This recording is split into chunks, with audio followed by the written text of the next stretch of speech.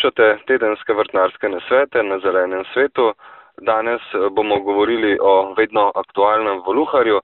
Z nami je Miša Pušenjak, specialistka za zelenjadarstvo in okrasne rastline z Kmetijsko-gozdarskega zavoda Maribor. Miša, pozdravljena. Pozdravljen. Tema današnjega pogovora je vedno aktualen voluhar, kot smo omenili že v uvodu. Proti voluharju vemo, da pomaga križnolistni mleček, tudi cesarski tulipan mu nekoliko nagaja v vrtu. Katere rastline pa so še koristne v borbi z voluharjem? Ja, tako je. Voluhar sicer marsikatera rastlina do neke mere smrdi, ampak preden sploh začnemo o tem govoriti, katere ja, naj povem, da tu gre samo za to, da kakšen selilec se pač na takem vrtu, kjer mu nekaj smrdi, ne bo naselil, bo šel raje na sosednjega, kjer mu ne. Če pa je to populacija voluhar, skratka, če je veliko voluharjev v bližini stari sadovnjaku, v kakšnem travniku, pol seveda te rastline niso dovolj močne, da bi ga odgnale svojim smradom.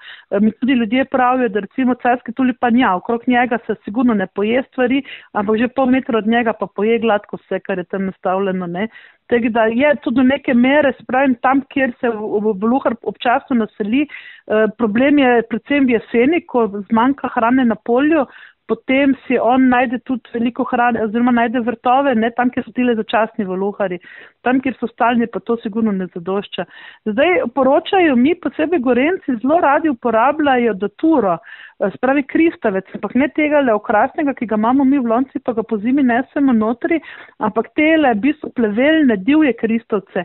Tile so baje za njega strupeni, celo tako daleč, tudi to smo tudi tu pri meni pol na Štajerskem rekli, ko so ga ženske pač izpulile, pa se sekljale, pa pustile na vrtu, da še v tem primeru je voluhar tisti en sam posamezen, pa bom rekla, mogoče parček zginil z vrta, ne. Tako da tudi tale divji kristavec, ali pa tega, ki ga mi obravnavamo pravzaprav kot plevevna njiva, je pravzaprav za voluhara celo strupen, ker ugrizne v njega in celo voluhar pogine. Smrdel bi mu naj česen, smrdel bi mu naj bob, ne, to so vse tak, bom rekla, stvari, ki so sicer ljudje nekoč nekdaj uporabljali, zato da se ni naselil na vrtu, tam, kjer je pa tega veliko, pa seveda to ne pomaga. Tam odino, spravim, treba je pač ločiti, kaj imamo. Moti ga tudi hrup, ne, tako da se lahko, recimo, nastavimo karkoli hrupnega, recimo, zelo sovraži tale cingljanje železa, se pravi, tile različni azijski zvončki, to, kar se zdaj kupuje za okras, seveda mora biti blizu zemlje, zato da bo to po zemlji se pravzaprav tak hrup širil, ne. Tudi tole odpiranje rovov, skratka to, kar smo pravzaprav najprej delali od vseh teh preganjal, da smo v te rove dali steklenice, ki smo odrezali dno, pa zgoraj odprli čep, tako da se je vetrilo po rovih, pa ni toliko, da se je prepih nastal v rovu, ampak v bistvu, da je žvižgal tale veter po rovih, ne, ker on pride pa rov sicer zagrne, pa gre okrog, ampak če ga mi dovolj dolgo preganjamo, pa mogoče kateri odide z vrta, ne. Zagotovo so pa najbolj uspešne, kar se tega tiče, različne pasti. Ali tiste, ki jih kupimo v trgovinah, tistega, edino to treba pomembno, da teh pasti ne nastavljamo nikoli ne nastavljamo z rokami, skratka vedno imamo rokavice, ker če ne zavoha, seveda ne bo šel. Pa še tu se bo zgodilo, da bo včasih zasipal in bo treba, pač moramo biti bolj vztrajni od njega, ne. Posebej v sadovnjakih, recimo tam, kjer imamo večje površine, se izredno dobro obnese to, da v tla zakopljamo kakšno večje vedro, čisto tako, da ga poravnavamo z zemljo in ga do polovice napolnimo z vodo.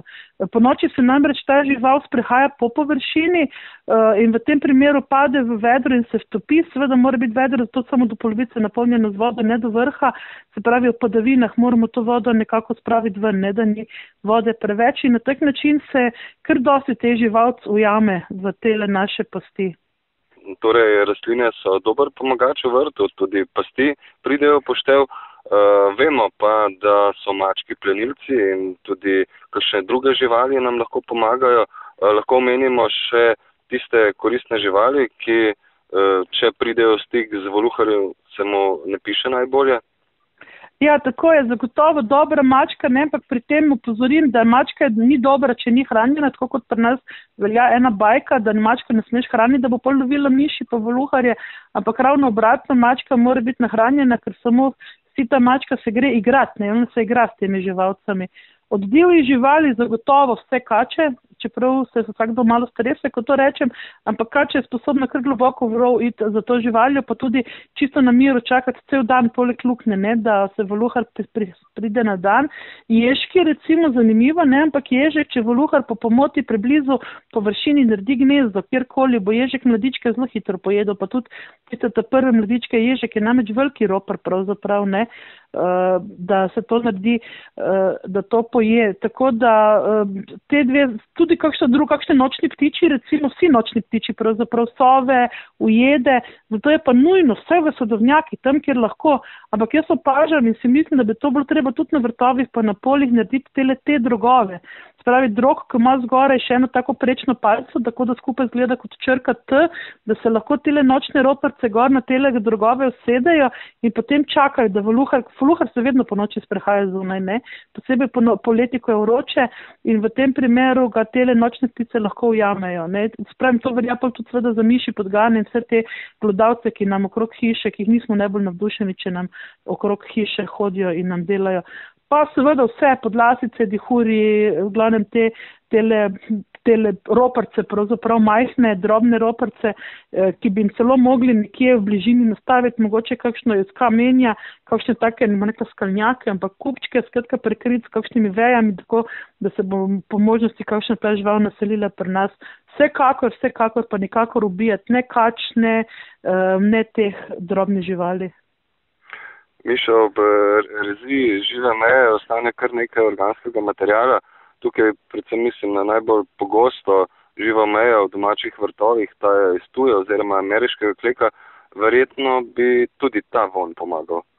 Ja, zagotovo tudi ta vonj pomaga, tudi to lahko pravzaprav zrobimo precej drobno, pa tudi nekje ob robu, kot eno pregradico iz teh vseh naredimo. Edino, kar je v bistvu ne sovpada najboljši čas, ne, mi običajno spomladi se on navadno odseli z vrtov na njive, pa sadovnjake, pa pride spet bolj ali manj v drugi polovici poletja na vrtove, ampak vsekakor vse te vonjave, močne vonjave, vonj po iglavci, to ga vse odganja, ne. Vse, kar voluharju diši, ne, posebej v jeseni, kar sadimo, temu se moramo pač, kadar imamo voluharje zelo pogosto na vrtu izogniti. Se pravi, prva stvar so prezimni radiči, nažalost, čeprav jih jaz zelo priporočam. Druga stvar je predvsem tulipani. Jaz vem, da obstajajo pač trgovci, nam ponujajo takšne ali drugačne košarice in mrežce in podobne zadeve in iglice in ne vem kaj vse, imamo recepte, kako tulipane saditi, ampak se ne gre za to, voluhar bo pač pustil potem to stvar, če bo recimo na miru. Problem je v tem, da ga bomo mi s tem vonjem poklicali na vrt, se pravi, rekli mu bomo pridi sem, tako kot, ne vem, zavohaš kavo, pa letiš kuhno, ne, čeprav potem si napačno zavohal, ker ni bilo tebi namenjena. Tako je tudi pri tem, se pravi, v tem primeru se pač sajenju tulipanov, ki so za njega daleč največje sladice, izognimo, pa si posadimo več narcis, prej smo omenili tudi carski tulipan, skratka, ne ga klicati na vrt s takšnimi stvarmi, čeprav pol neke ograjce pa neke stvari naredimo, prvo pa šel pa bo, ne vem, sadno drevje ali pa tisto, kar smo na vrtu pustili pojedo. Ja, voluharje lahko tudi, če smo dovolj trmasti, preganjamo z različnimi vonjavami. Ne, on je relativno občutljiv tako na hrup, kot sem rekla, kot tudi na različne vonjave. Sovraži vonj po ribjem olju, tako da recimo lahko te papirnate brisače, ki potem razpadajo, namakamo v te naše konzerve, to pač kar nam ostane, kadar kakšno ribo pojemo, celo kakšno, bom rekla, ribo razpadlo, čeprav to smrdi, lahko v njegove jame dajemo, je zelo učinkovito to, ne. Sovraži tudi vonj po bezgu, zato je zelo smiselno bezgove liste, vse nadzemne bezgove dele, pravzaprav nekje 10 dni mogoče namakati v vodi, pustiti nekje na soncu, mešati vsak dan, da ne bo gnilo, ampak da bo trohnelo in potem to zadevo kar nerazrečeno z njegove rove vlivati.